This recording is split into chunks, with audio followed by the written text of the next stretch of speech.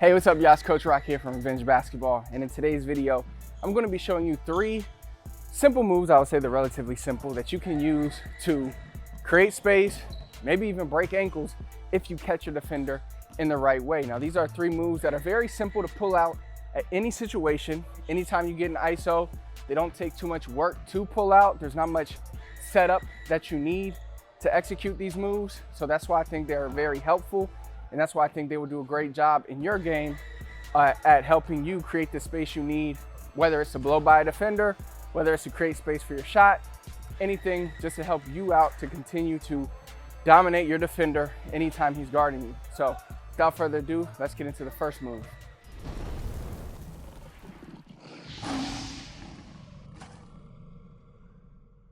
All right, now the first move is a move that I learned from one of my trainers growing up, Coach Berkeley. He's got a lot of great moves he's taught me over the years, but I think this is like one of the best ones that he showed me. And it's an opposite bounce. That's what we call it, but I'm not even sure if there's like a literal name for it because I've really never seen anybody do the move that much.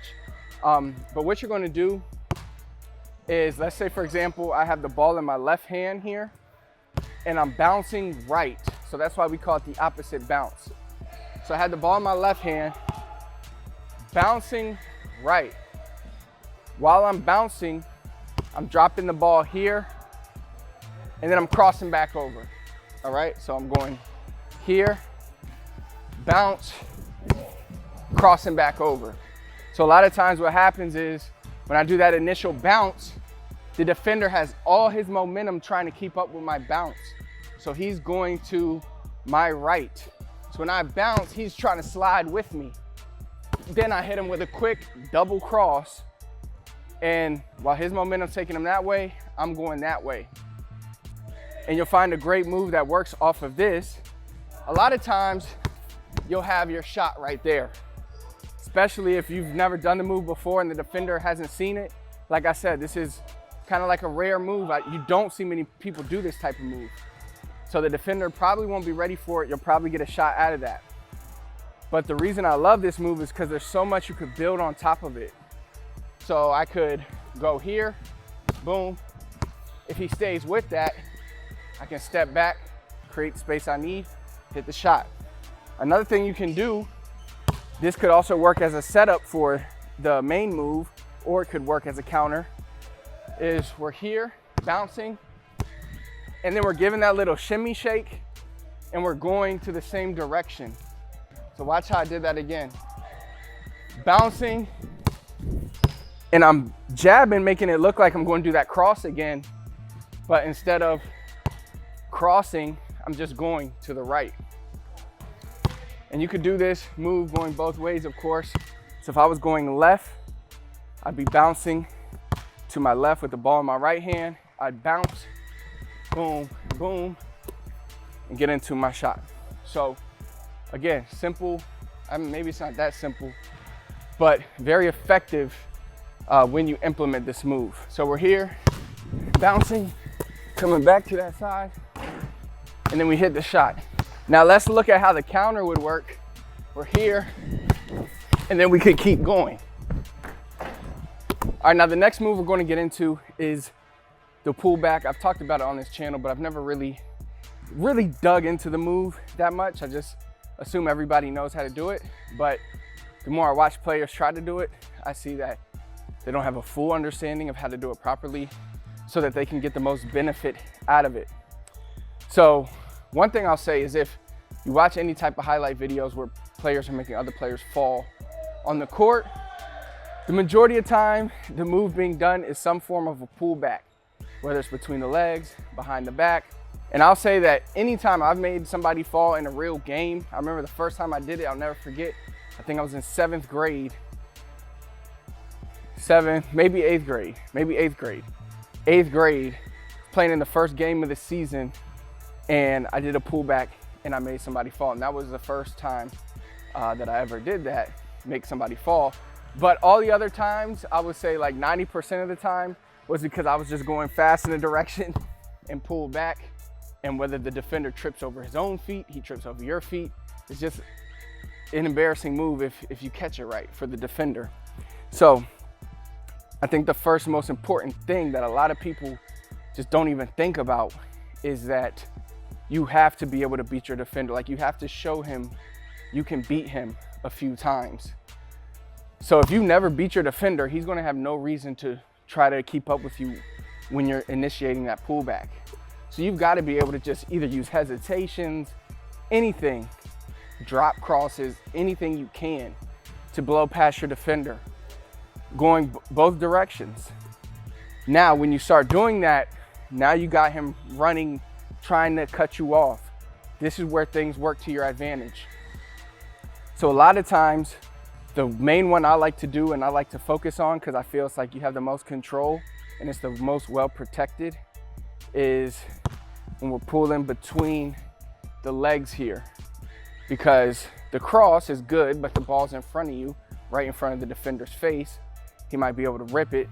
Behind is cool, but remember, if you're playing in a real game, if you got somebody ISO'd at the top, he does have help defense right there. So if you do this behind the back too far, his teammate might be able to swipe it, tap it, do something. So I think the between the legs one here is the best because it keeps the ball closest to your body while also being protected. All right. Now the next thing I would say when you're doing this move is you are trying to go from the move to your shot as powerful as possible. So it's not just like this. The course a little slippery, but it's not just a lazy like that. Like, you are attacking. You should try to get this back here, your shin. The angle should be almost parallel with the court, with the floor. Because if I'm up here, I'm not doing anything. If I'm down here, I am. And the more spread my legs are here, the more distance, space I could create for my defender if he's there. So I can bounce farther. If I'm just here, it doesn't leave me with a lot of power. Plus, your legs are pretty close together. It's hard to do the pullback. Might hit your knee like it just did to me. But when you're here, one, it looks like I'm driving. Two, I'm in a way more powerful spot. I'm using my hamstrings, my glute muscles to use the force that I need to create the separation. Boom. And just from this standstill lunge, look how far I can bounce out. That's how much space I can create. Now imagine if the defender is running that way, he might end up somewhere down here, and look how far I am. So those are a few keys to the pullback. And then you're driving, pulling back, and you're hitting your shot.